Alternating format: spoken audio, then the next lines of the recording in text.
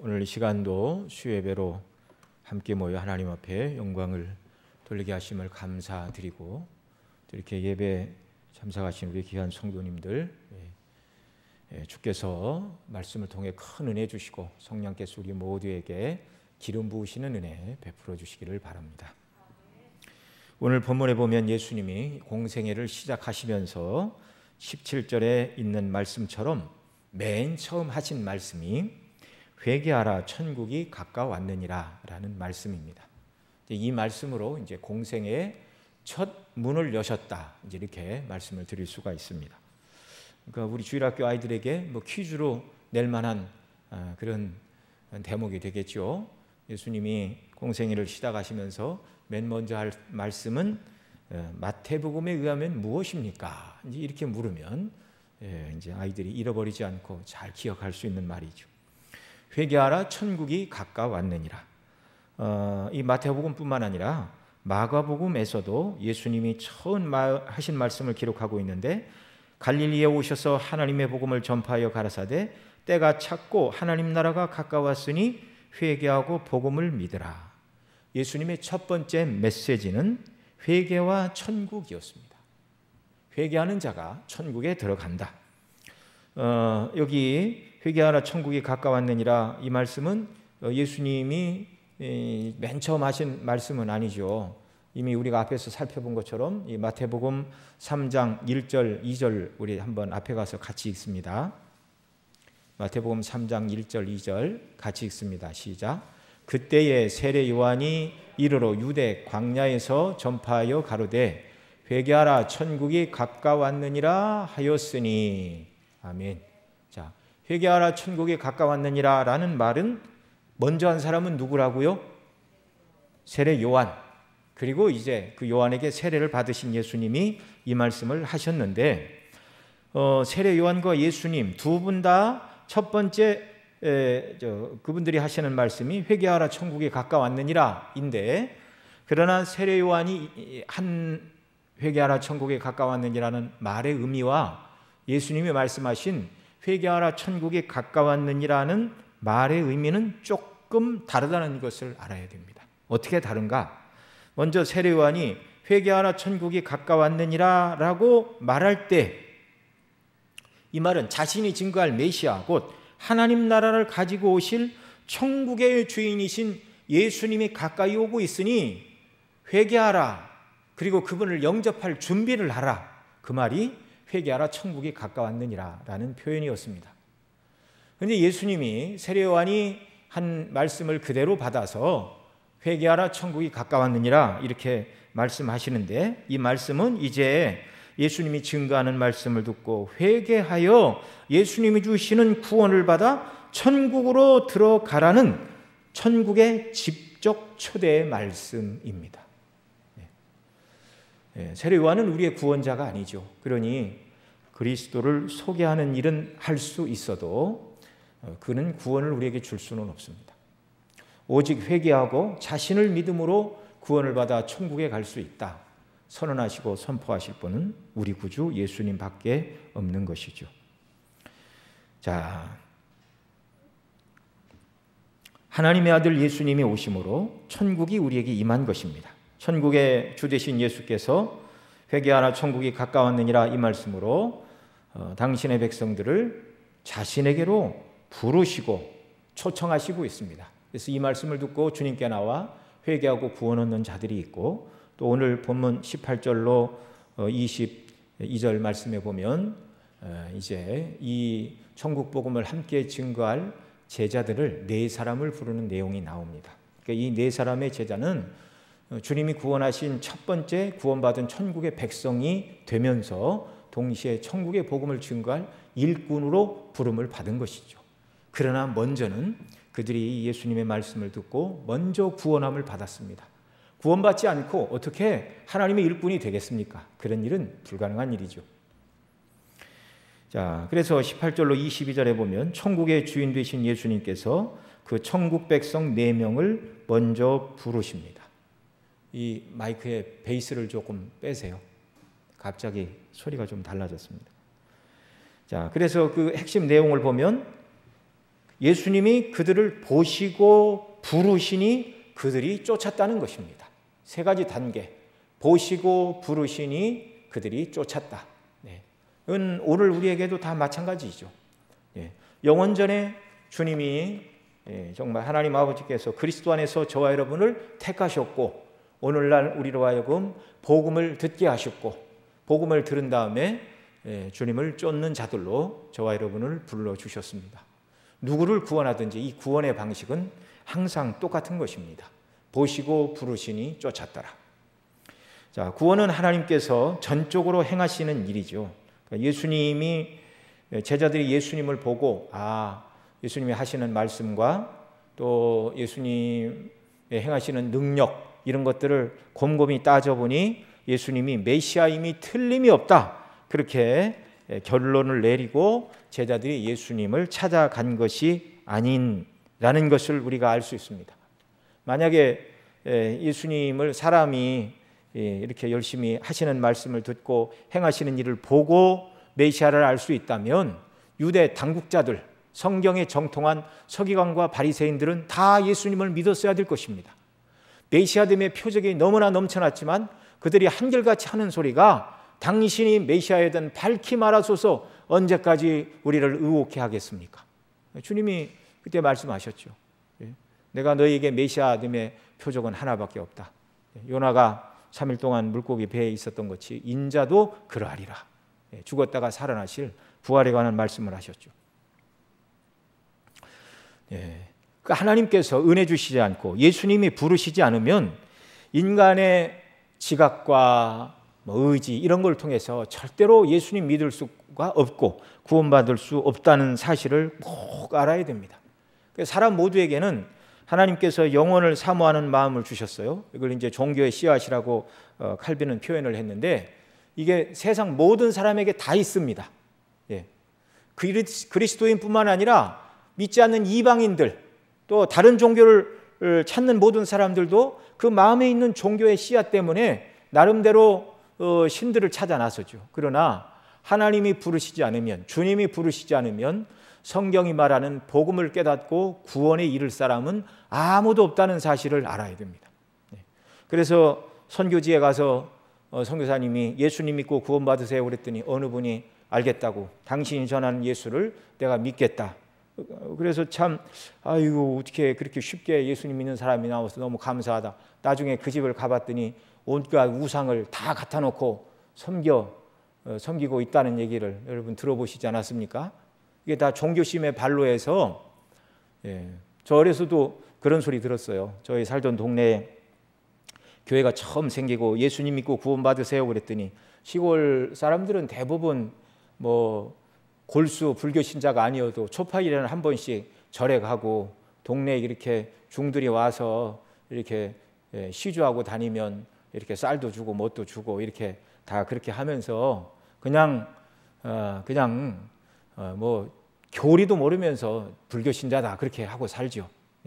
그러면서 예수님 믿으세요 그러면 나는 불교인데 예수님을 믿어 그러면 이제 어떤 사람이 그럽니다. 나중에 죽어서 부처님이 구원 안 해주고 예수님이 구원해 줄지도 모르니까 부처도 믿고 예수님도 믿으면 좋은 거 아니냐 이제 자기들끼리 하는 말이에요. 여러분 그렇게 믿는 건 믿는 게 아닙니다. 그건 믿음이 아닙니다. 아까 말씀드린 선교사님이 예수님 믿으세요 그랬더니 믿는다 말하고 그 집에 갔더니 온갖 우상들을 다 갖다 놓고 그중에 예수님도 신들 중에 하나로 섬기는 이러한 일들. 인간의 종교성이 이렇게 발현을 해가지고 나름대로 구원을 얻겠다, 진리를 찾아보겠다 생각을 했는지 모르지만 그런 식의 인간적인 출발을 통해서는 구원에 이를 수가 없는 것입니다. 하나님께서 부르시고 예수님께서 성령을 통해 부르시고 죄를 깨닫게 하시고 죄의 해결자가 그리스도밖에 없다는 명백한 사실을 성령을 통하여 깨닫게 하실 때만이 그의 심령이 거듭나고 죽은 자리에서 살아나는 은혜의 역사가 일어나게 되는 것이죠. 이 자리에 계신 사랑하시는 우리 성도님들 심령 속에는 하나님께서 성령을 통하여 이와 같은 은혜를 이미 일으켜 주신 줄로 믿습니다. 아직 내가 정말 예수님 믿는 것인가 잘 모르는 분들이 염려가 되시는 분들이 있다면 성령의 충만의 은혜를 간구하고 정말 진리를 아는 눈을 더 밝게 열어달라고 간구해야 할 것입니다. 호세아 11장 1절에 이렇게 말합니다. 이스라엘을 내가 사랑하여 애굽에서 불러내었거늘. 이게 애굽에서 불러낸 거, 주일에도 말씀을 드렸지만 그들을 구원하신 사건을 말하는 것입니다. 이스라엘을 사랑하여 애굽에서 내가 불러내었거늘. 하나님께서 불러내시지 않으면 절대 이스라엘 백성들은요, 애굽에서 나올 생각을 하지를 않았습니다. 구약이나 신약이나 마찬가지입니다. 구약의 이스라엘의 출애굽은 구원에 대한 예표이고 신약의 구원도 이와 같은 방식으로 이루어진다는 예표이죠. 하나님께서 부르시지 않으면 구약의 이스라엘이나 오늘 저와 여러분이나 절대로 세상에서 나올 마음이 없는 자들입니다. 구약 백성들을 보면 출애굽 이후에도 먹을 것과 마실 것이 조금 부족하다 느끼고 가는 길, 가나안 땅을 향하여 가는 길이 험하다고 생각이 들면 불평하고 원망하며 그 광야에서도 여러 번 애굽으로 돌아가자, 우리가 장관을 세우고 애굽으로 돌아가자, 그런 말들을 했죠. 처음부터 끝까지 하나님의 역사가 아니면 구원은 불가능한 것이고 하나님께서 부르시지 않으면 죄인이 회개하고 하나님께 나온다는 것은 그건 있을 수가 없는 일입니다. 여러분, 애굽 왕이 이스라엘 백성들을 노예로 삼지 않았다면, 노예로 삼았어도 일을 심하게 시키지 않고 편안하게 살게 내버려 두었다면, 아들을 낳을 때 나일강에 던져 죽이라고 핍박하지 않았다면, 그리고 그들이 풍요로운 애굽 땅에서 얼마든지 고깃가마 곁에서 고기를 먹고 떡을 배불리 먹고 원하는 일을 행하고 살았다면, 모세가 가서 아무리 우리는 가나안 땅으로 향하여 갑시다 그렇게 말해도 가나안 땅은 뭐하러 갑니까? 여기가 지상 낙원인데 먹을 것과 마실 것, 입을 것이 충만하고 우리의 원하는 모든 것이 다 있는 이 땅을 왜 떠납니까? 이렇게 말했겠죠. 그래서 하나님께서 섭리적으로 그들이 애굽을 싫어할 수밖에 없게 만드셨고 떠날 수밖에 없도록 그렇게 하나님이 만드신 것이죠.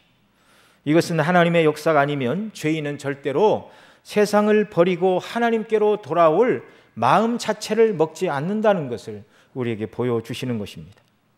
죄인의 악한 본성은 죽을 때까지 세상을 버릴 수가 없습니다. 타락한 인간의 본성과 그런 사람들이 만들어 놓은 이 타락한 세상은요, 칼과 칼집처럼 서로에게 안성맞춤이요, 딱 들어맞는 사이입니다.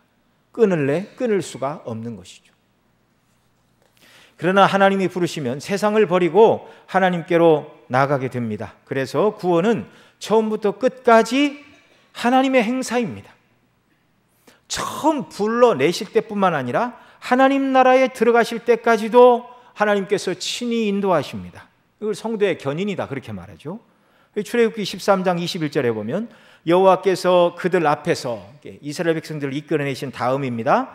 그들 앞에 행하사 낮에는 구름 기둥으로 그들을 인도하시고 밤에는 불 기둥으로 그들에게 비치사 주야로 진행하게 하시니, 하나님께서 애굽에서 이끌어내신 이후에 지금부터 가나안까지는 너희들이 알아서 가라 그렇게 말씀하지 않으셨습니다. 가는 길에 대적도 만날 것이니 싸워서 이겨야 되고, 또 광야길이지만 먹을 것이 없지만 너희들이 한번 스스로 광야에서 먹을 것을 공급해 보고, 물도 없지만 광야에서 한번 제주권 만들어 보고 한번 가라 그렇게 하지 않으셨습니다. 여러분, 광야길은 하나님의 도우심과 은혜가 없으면 갈 수가 없는 길입니다. 우리가 구원받은 이후에 천국에 가도록 하나님께서 이 광야길에 필요한 은혜를 공급해 주시지 않으면 기진해서 절대로 갈 수가 없는 것입니다. 애굽에서 불러내신 후 가나안 땅에 들어가도록 친히 인도하여 내셨는데, 여기 있는 말씀처럼 불러내신 그들을 친히 함께하사 낮에는 구름 기둥으로 밤에는 불 기둥으로 함께하여 주셨습니다. 하나님의 임재의 영광으로 그들을 보호해 주셨죠. 감히 이방인들이 두려워 그들을 죽여가던 애굽의 군대를 홍해에 멸망시키신 하나님의 행사를 듣고 감히 그들과 함께 하시는 하나님을 인하여 이스라엘에게 어떻게 해코지를 할까 아무도 생각을 하지 못하였고 마음이 높고 무릎이 녹아내리는 그런 일이 있었죠. 뿐만 아니라 매일같이 만나를 내려 주셔서 길양식을 주셨습니다. 목마른 그들에게 반석을 치라 명하시고 그들을 따르는 반석에서 날마다 생수를 공급해 주셨습니다. 때로 고기가 먹고 싶다고 하면 메추라기를 보내주셨고 옷과 신발이 떨어지지 않게 하셨고 발이 부르지 않도록 지켜주셨습니다.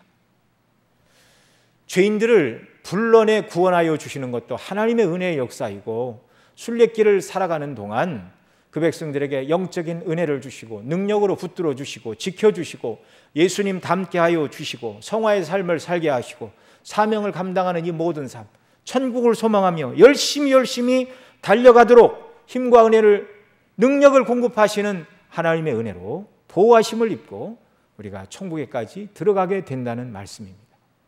그 방편으로 오늘도 순례길을 살아가는 우리에게 이 시간 함께 모여 수요예배로 모여 하나님을 예배하고 주의 말씀을 듣도록 은혜를 주신 것입니다. 자, 사도 바울은 로마서 8장 30절에서 이렇게 말하죠. 또 미리 정하신 그들을 또한 부르시고 부르신 그들을 또한 의롭다 하시고 의롭다 하신 그들을 영화롭게 하셨느니라. 완전한 영광의 나라, 영화롭게 되기까지 이 땅에서도 저와 여러분을 하나님께서 부르신 저와 여러분을 지키고 인도하시고 보존하시고 끝내 영화롭게 하실 줄 믿으시기 바랍니다. 영적으로는 이미 그리스도 안에서 영화롭게 되었고 이제 실제적으로 그런 육체적인 영화의 날을 우리가 소망하며 살아가고 있는 것이죠. 자, 오늘 본문에서 부르심을 받은 제자들의 모습 4명 모두 어부인데요. 우리 18절로 22절 말씀 함께 같이 한 번 더 읽겠습니다. 갈릴리 해변에 다니시다가 두 형제 곧 베드로라는 시몬과 그 형제 안드레가 바다에 금을 던지는 것을 보시니 저희는 어부라. 말씀하시되 나를 따라오너라. 내가 너희로 사람을 낚는 어부가 되게 하리라 하시니 저희가 곧 그물을 버려두고 예수를 쫓으니라. 거기서도 가시다가 다른 두 형제 곧 세베대의 아들들 야고보와 그 형제 요한이 그 붙인 세베대와 한 가지로 배에서 그물 깁는 것을 보시고 부르시니 저희가 곧 배와 붙인을 버려두고 예수를 쫓으니라. 아멘. 예. 여기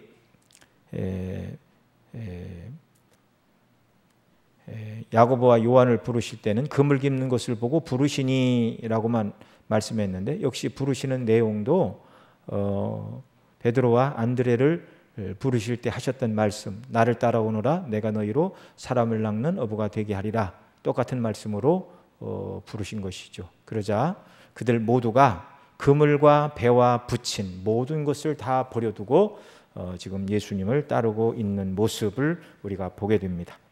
자, 주님은 그들을 불러서 구원하여 주셨을 뿐만 아니라 내가 너희로 이제부터는 물고기를 낚는 어부가 아닌 사람을 낚는 어부가 되게 하리라. 참으로 영광스러운 말씀으로 그들을 불러주고 계십니다.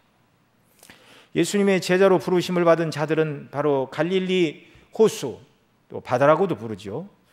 이 갈릴리 바다에서 물고기를 잡던 어부들이었습니다. 대단한 직업이 아니라 평범하다면 평범하고 또 하층민이라면 하층민의 삶을 사는 자들이었습니다. 그들 모두 갈릴리 호수 그 지역, 나사렛 지역이죠. 그 요한복음 1장에서 나사렛 예수니라라고 빌립이 말하자 나다네일이 나사렛에는 선지자가 날 수 없느니라 그렇게 말했죠. 나사렛 출신, 그 말은 대단한 사람이 날 만한 동네가 아니다. 미천한 사람들이 거하는 동네. 나사렛에 위치한 갈릴리 지역은 유대의 가장 먼 북쪽 변방, 예루살렘 사람들이 볼 때 그들은 미개하고 상스러웠고 그들이 쓰는 말도 시비를 하는 말이거나 싸울 때 쓰는 거친 언어였다고 메투엘 이런 주석을 하면서 그들이 하는 말만 봐도 신분과 지역, 그들의 비천한 신분과 비천한 지역 출신임을 드러내준다. 이렇게 말하고 있습니다. 여러분, 어느 기업이든 공무원이든 인재를 찾을 때 가장 똑똑하고 유능한 사람을 찾죠. 그래서 시험을 보는 것입니다. 그래서 성적 순으로 유능한 사람을 골라내려고 필기 시험도 보고 면접도 하고 다 그렇게 해서 인재를 찾아내는 것이죠.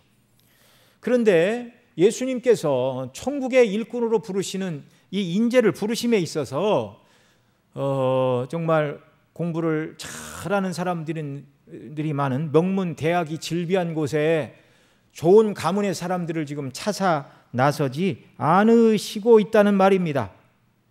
영광스러운 하나님의 일꾼들을 뽑으시는데 주님은 가장 낮은 땅, 그 사람들 중에 신분이 높지 않는 자들을 부르시어 천국의 존귀한 일꾼으로 부르고 계시다는 말입니다. 그들은 어부들이었죠. 메투엘리는 당시 어부들은 대다수가 가난하고 무식한 자들이었다, 그렇게 말하고 있습니다. 왜 이런 자들을 부르시는가? 우리 지난 시간 앞절 16절 말씀까지 살펴보면서 주님의 첫 사역지가 15절이 말하는 대로 스불론 땅과 납달리 땅, 요단 해변길과 이방의 갈릴리요, 흑암에 앉은 백성이 큰 빛을 보았고 사망의 땅에 그늘에 앉은 자들의 빛이 비치었도다라는 이사야 9장의 말씀이 예수님의 갈릴리 사역을 통하여 성취되었다 말씀하고 있는데, 그 예수님이 증거하시는 복음을 듣고 구원 얻은 맨 처음 제자들 베드로, 안드레, 야고보와 요한, 이들이 실제적으로 흑암에 앉은 백성들이었고 사망의 땅과 그늘에 앉은 자들이 생명의 빛을 받았고, 더 나아가 천국의 일꾼으로 주님의 제자들로 부르심을 받고 있다는 말입니다. 너무나 놀라운 일이죠. 세상에서는 최고의 일꾼을 찾아서 이렇게 쓰려고 애를 쓰는데, 주님은 일부러 가장 부족하고 연약하고 세상 사람들이 볼 때 쓸모없다 말하는 곳에 가서 지금 당신의 백성을 구원하여 주시고 그 가운데서 일꾼을 찾고 계시다는 말입니다. 사도 바울은 주님께서 일하실 때 미련하고 부족한 자들을 부르시고 사용하시는 일에 대하여 이렇게 설명합니다. 고린도전서 1장에서 하나님은 세상에 미련한 것들을 택하사 지혜 있는 자들을 부끄럽게 하시는 분이다. 우리 중에 선비가 어디 있느냐 이렇게 쭉 얘기를 하죠. 감은 좋은 자가 어디 있느냐, 능한 자가 어디 있느냐, 다 그렇지 못한 사람들을 하나님께서 불러 구원하여 주시고 일꾼으로 붙들어 쓰신다. 왜 그렇게 하시는가? 자랑할 것이 없도록. 내가 대단해서 주님이 나를 불렀고, 내가 대단해서 사도로 부름을 받았고, 내가 대단해서 이 일을 했다라고 아무도 말하지 못하도록. 그래서 정말 주님의 능력의 손에 크게 붙들려 쓰임 받은 사람들마다 아, 정말 대단한 일을 하셨습니다, 이렇게 말하면 한결같이 뭐라고 대답을 하죠? 제가 한 게 뭐가 있나요? 주님이 부족한 저를 붙들어 사용해 주셔서 감사할 뿐이죠. 저와 여러분들도 주 뜻대로 온전히 순종하고 정말 복음을 아름답게 증거하는 귀한 사명 잘 감당하고, 누가 우리에게 아유 참 대단한 일을 하셨습니다 그러면 주님이 하셨습니다. 주님이 은혜가 나를 그런 사람으로 바꾸었습니다.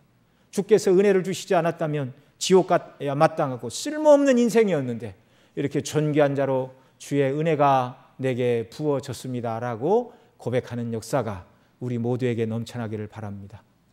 그래서 그리스도인들은요, 처음부터 끝까지 자기 자랑을 할 수가 없는 겁니다. 어떤 일을 감당했다 할지라도 하나님께서 주신 은혜이고 하나님께서 붙들어 쓰신 결말이죠.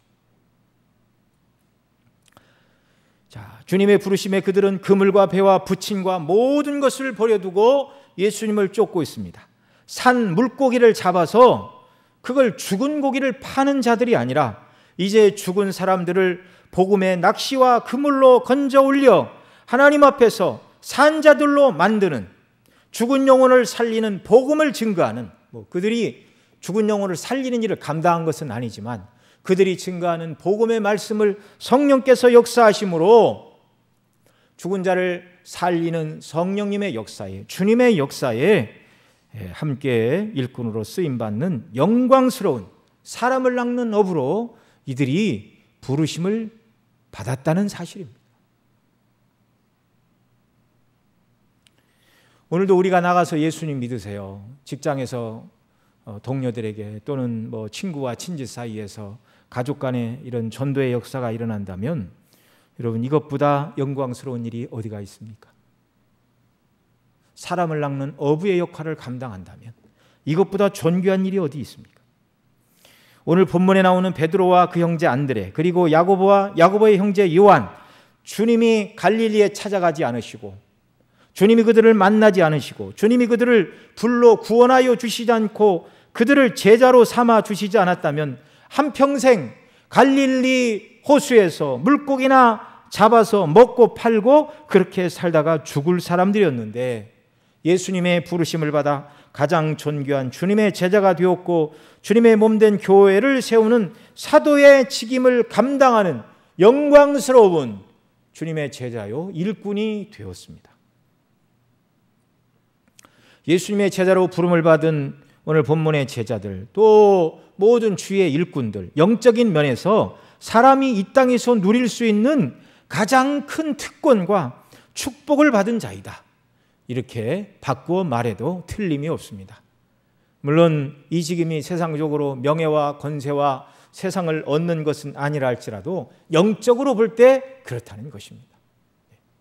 이런 일들에 우리가 정말 힘을 내고 주님의 복음이 증거되는 일들을 위해 더 기도하고 섬기는 역사가 있어야 할 것입니다. 우리 자신이 이 복음이 증거되는 일을 위해 애써야 될 뿐만 아니라 여러분의 가정의 모든 자녀 손들에게도 그리스도의 복음이 증거되는 이 일에 힘쓰는 것이 가장 귀한 일이라고, 가장 의미 있고 복된 일이라고 항상 말씀해 주시고, 자녀 중에 누가 저도 신학교 가고 목사님 되겠어요 그러면 말릴 일이 아니라 기도하고 축복하고 후원해야 할 일입니다. 정말 하나님이 부르셨다면 영광스러운 일이죠. 특히 구약에서 말하는 이 어부, 내가 너희로 사람을 낳는 어부가 되게 하리라. 근데 구약 성경에도 어부라는 표현이 여러 번 나옵니다. 구약에서 말하는 어부의 기능을 생각하면 신약의 주님의 제자들을 사람을 낳는 어부로 이렇게 부르셨는데 제자들에게 주어진 이 사람을 낳는 어부의 사명은 정말 놀라운 반전이 일어난 것입니다. 우리 구약 성경 한번 찾아보겠습니다. 예레미야 16장 16절도 18절 말씀 한번 찾아보겠습니다. 구약 성경 대략 1077면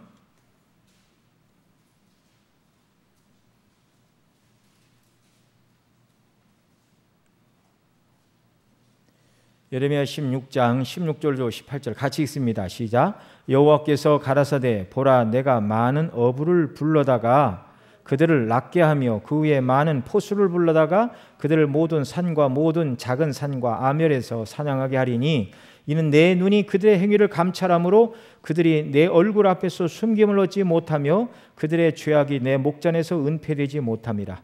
내가 위선 그들의 악과 죄를 배나 갚을 것은 그들이 그 미운 물건의 시체로 내 땅을 더럽히며 그들의 가증한 곳으로 내 산업에 가득하게 하였음이니라.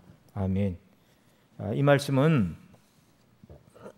유다의 범죄로 그들의 나라가 망하고 백성들이 이제 바벨론의 포로로 끌려가게 될 것을 말씀하시면서 여기 등장하는 어부와 포수는 유다의 죄로 인해 유다인들을 심판하는 바벨론 군대를 어부, 포수로 이렇게 부르고 있습니다.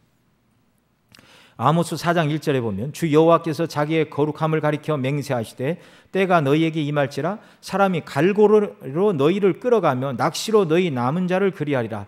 너희가 성 무너진 대로 말미암아 각기 앞으로 바로 나가서 하루문에 던져오리라. 이는 여호와의 말씀이니라. 하나님께서 역시 이방인들을 통하여 이스라엘을 심판하시겠다는 말씀입니다. 여러분 하박국 1장 14절에 보면 하박국 선지자에게 바벨론을 통하여 유다를 심판할 것이다 그렇게 하나님께서 말씀하시다 하박국 선지자가 바벨론은 무자비한 사람들이고 유대인보다 더 악한 자들인데 어떻게 그들에게 유다인을 내어주십니까? 라고 항변하면서 그 바벨론 군대의 모습을 이렇게 설명합니다. 주께서 어찌하여 사람으로 바다의 어조 같게 하시며 주권자 없는 곤충 같게 하시나이까? 그가 낚시로 모두 취하여 그물로 잡으며 초망으로 모으고 인하여 기뻐하고 즐거워하여 그물에 제사하고 초망 앞에 분향하오며 이렇게 말합니다. 유다를 심판하는 바벨론 군대를 낚시와 그물과 초망으로 물고기를 잡는 어부로 비유하고 있습니다. 이렇게 구약에서 하나님께서 어부를 부르시는 내용 중에 어부의 역할은 하나님의 심판을 대행하는 심판의 도구들이 바로 어부들이었습니다. 이스라엘 백성들의 죄에 대하여 심판하는 어부들을 일으킬 것이다. 그 에스겔 29장에서도 그렇게 말합니다. 제가 3절 이하 몇 절 또 읽어드립니다. 너는 말하여 이르기를 주 여호와의 말씀에 애굽 왕 바로야, 내가 너를 대적하노라. 너는 자기의 강들 중에 누운 큰 악어라. 스스로 이르기를 이 강은 내 것이라 내가 나를 위하여 만들었도다 하는도다. 내가 갈고리로 내 아가미를 꿰고 내 강의 고기로 내 비늘을 붙게 하고 내 비늘에 붙게 하고 내 비늘에 붙은 강의 모든 고기와 함께 너를 내 강들 중에서 끌어내고 너와 내 강의 모든 고기를 들에 던지리니 내가 지면에 떨어지고 다시는 거두거나 모험을 입지 못할 것은 내가 너를 들짐승과 공중의 새의 식물로 주었음이라. 애굽의 모든 거민이 나를 여호와인 줄 알리라. 애굽은 본래 이스라엘 족속에게 갈대 지팡이라. 하나님께서는 애굽 왕 바로가 그 하수에서 자신이 대적할 것이 없는 악어다 이렇게 말할 때 너와 함께 너 악어 비늘에 다른 물고기들도 다 붙게 하여 내가 그걸 지면에 던져 들짐승과 새들의 먹이가 되게 할 것이다. 친히 하나님께서 때로 당신 자신께서 어부가 되어 심판하신다 이렇게 말씀도 하시고, 심판하는 도구들을 보내 물고기를 잡는 어부들로 이스라엘 백성들이나 이방인들을 심판하신다 이렇게 말씀하셨습니다. 그래서 이제 예수님께서 제자들을 향하여 내가 너희를 사람을 낚는 어부로 만든다는 말씀은 엄청난 반전이 일어났다는 것을 보여주시는 말씀입니다. 예수님 안에서 죄로 인하여 심판받아야 마땅한 죄인들에게 이제 예수님은 제자들의 사역을 통하여 그들로 말미암아 사람을 낚는 어부로 삼아서 구원을 베풀겠다. 산 물고기를 잡아 죽여서 파는 어부들이었는데 영적으로 죽은 자들을 복음의 낚시와 그물로 낚아서 하나님께서 그 말씀으로 성령의 역사로 산자로 바꾸어 주시는 역할을 감당하는 사람을 낚는 어부의 역할로 이제 주님의 종들의 역할이 바뀌고 있다는 말입니다. 우리 예수님은 어떤 죄인도 심판하셔야 마땅한 창조와 통치와 주권의 하나님이시고 참 사람으로서도 죄가 하나도 없는 모든 죄인들을 향하여 넌 죄다, 악하다, 죄에 대한 심판과 벌을 받아야 된다라고 말씀하실 수 있는 유일한 한 분이 있다면 참 사람으로서 예수님이십니다. 그러나 동일하게 예수님은 사람이실 뿐만 아니라 하나님의 아들이시죠. 공의로우시고 거룩하신 분이십니다. 그분이 산조 만물을 지으셨고 친히 율법을 주신 삼위 하나님 가운데 제2위 되시는 성자이십니다. 예수님은 당연히 죄인을 심판하셔야 될 주권자이십니다. 그래서 주님 재림하시게 되는 그날 모든 죄인들은 선악간에 그리스도의 심판대 앞에 서게 될 것입니다. 그런데 그날이 이르기 전 이 땅에서 주님은 당신께서 부르신 제자들을 통하여 그들을 죽은 영혼들을 살리는 사람을 낚는 어부로 구원하시는 방편으로 지금 쓰시겠다 이렇게 말씀하고 계신 것입니다. 이것은 죄로 인해 심판을 받아야 될 죄인들에게 전해진 축복의 말씀입니다. 이제 예수님이 보내시는 제자들은 심판과 저주의 도구가 아니라 은혜와 구원의 도구가 되어 죽은 사람을 낚아 하나님 앞에서 산자로 만드는 영광스러운 은혜의 복음을 전하는 자들로 이제 주님이 삼아 주신 것입니다. 예수님의 제자들이 전하는 천국 복음을 통하여 저주가 축복으로 심판이 구원으로 뒤바뀌는 모습을 여기 보여주고 계십니다. 그러니 누구든지 그런 은혜를 받고자 한다면 제자들이 증거하는 복음의 말씀을 듣고 회개하고 예수님을 믿으면 되는 것입니다. 그것이 오늘 본문 17절에 회개하라 천국이 가까웠느니라 라는 말씀 속에 주님의 말씀 속에 담겨진 의미입니다. 제자들은 나가서 회개하고 예수님을 믿으십시오. 여러분의 모든 죄가 그리스도의 십자가에서만 용서됩니다. 이걸 증거하는 자들이었죠. 오늘 사도가 전한 복음대로 하나님의 복음의 말씀을 증거하는 이 설교자들의 말을 듣고 이 땅에 있는 구원받아야 될 하나님의 백성들이 여전히 구원을 받고 있는 것이죠. 오늘도 주님은 몸된 교회를 통하여 설교자들을 통하여 또 복음을 전도하는 자들을 통하여 손을 잡고 이웃을 교회로 데리고 오는 성도들의 손길을 통하여 여전히 교회를 통하여 사람을 낚는 어부로서의 역할을 교회가 감당하도록 지금도 주님께서 은혜를 주시고 붙들어 쓰심을 믿으시기 바랍니다. 구약의 하나님의 일꾼들은 죄인을 심판하는 일을 감당했습니다. 모세와 이스라엘을 대적하던 애굽은 멸망당하였습니다. 애굽의 군대는 홍해에서 멸절을 당했습니다. 사사시대에 가나안 땅을 침략한 이방인들은 하나님께서 사사들을 통해 그들을 심판하셨습니다. 그런데 신약시대 예수님은 그의 일꾼인 제자들을 불러 심판이 아니라 구원의 사역을 감당하는 자들로 불러주셨다는 사실입니다. 너무나 영광스러운 일이죠. 오늘날 교회가 감당하는 사명입니다. 그러면 무엇이 심판의 도구였던 하나님의 일꾼인 어부들이 새 생명을 전하는 영광스러운 도구로 바뀐 것일까요? 무엇이 예수님의 제자들의 사역을 심판이 아닌 생명의 사역으로 바꿔놓은 것입니까? 얼마나 엄청난 일이 일어났기에 이렇게 심판의 도구가 구원의 도구로 바뀌어 쓰임을 받을 수가 있느냐는 말입니다. 바로 예수님 때문이죠. 예수님을 믿을 자들의 죄값을 대신 지시고 십자가에 피 흘려 죄인들의 죄값을 지불하신 우리 주 예수 그리스도의 십자가의 죽으심과 부활 사건, 주님이 이를 통하여 죄인들을 구원하실 것이기 때문에 제자들은 나가서 그리스도께서 여러분의 죄를 위하여 죽으시고 부활하셨습니다. 누구든지 예수님 믿으면 죄에 대하여 죽은 자요 하나님 앞에 산 자가 됩니다. 이 복음을 증거한 것이죠.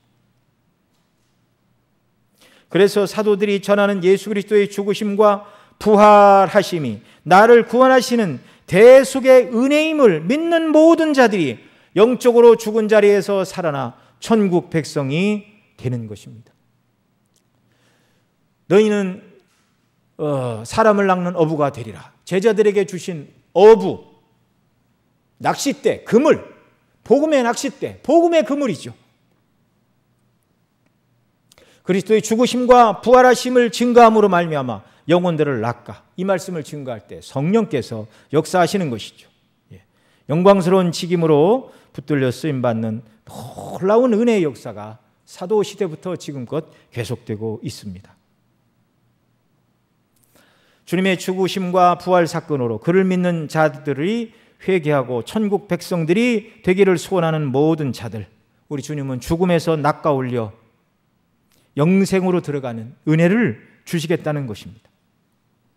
그 도구로 교회를 택하셨고 설교자를 택하셨고 전도자들을 택하셨고 우리 성도들이 나가서 이 복음을 증거하도록 그런 은혜를 주고 계시는 것이죠. 오늘날 복음을 전하는 설교자, 그리스도의 십자가를 전하는 모든 전도자, 사람을 닦는 어부의 역할을 감당하는 제자들, 사도들이 감당했던 사역을 이어가는 이 교회에 맡겨주신 이 특권, 이 영광, 이것이 가장 존귀하고 복된 일임을 여러분 모두가 믿으시기 바랍니다. 그리고 정말 우리가 누구를 만나든지 항상 이 예수님 믿고 구원받으라고 권면하며 증거하는 이것, 하나님께서 우리가 전도하는 통로를 통해서 그 사람이 예수님 믿고 구원받게 된다면 그 사람에게 가장 큰 일, 가장 복되고 선한 일, 이 일을 행하고 있다. 이런 자부심을 우리가 가져야 되고 이런 일을 주님께서 귀하게 여기시는 것이죠. 예수님 때문에 저와 여러분은 정말 너무나 큰 은혜를 입었습니다. 친히 십자가에 죽으시고 부활하심으로 말미암아 우리의 죄값을 치르셨고 또 성령 안에서 부르셔서 우리로 믿는 자들 되게 하시고 자녀를 삼아 주셨고 또 이 복음이 증거되는 일에 함께 참여하는 일꾼들이 되라고 영광스럽게 불러주셨습니다. 그래서 하나님 앞에 기도할 때 하나님 우리 집에 뭐 필요한가 아시죠? 세상에 필요한가 아시죠? 이것도 구해야 되지만 그것보다 더 먼저 하나님이 기뻐하시는 일, 하나님 나라가 확장되고 복음이 증거되는 일을 위해 제가 조금이라도 감당해야 될 일이 무엇입니까? 어떤 일을 할 수 있습니까? 설교자들을 위하여, 선교사들을 위하여, 복음이 증거되는 일들을 위하여 우리가 할 일이 무엇입니까? 기도하며 하나라도 할 일을 찾아서 감당하는 이런 은혜의 역사가 우리의 심령과 삶 속에서 날마다 충만케 되는 이런 은혜 우리 모두에게 주시기를 바랍니다. 기도하시겠습니다. 하나님 아버지, 오늘도 함께 모여 예배하며 영광을 돌리게 하시니 감사합니다. 정말 우리가 예수님이도 구원 얻었고 또 우리 입으로 예수님이 구주라고 증거하는 생명을 살리는 은혜의 직분을 교회에 맡겨주셨고 설교자에게 맡겨주셨고 우리 성도들로 하여금 그 예수님을 증거하는 은혜의 직분자들로 삼아 주신 것을 인하여 감사합니다. 하나님 아버지, 이런 은혜를 받았으니 이제 우리의 입에서는 찬송과 감사와 기쁨이 나오게 하시고 누구를 만나든지 나의 구주 예수님을 자랑하고 증거하는 역사가 넘쳐나도록 은혜를 더하여 주옵소서. 우리 구주 예수님의 이름으로 기도드리옵나이다. 아멘.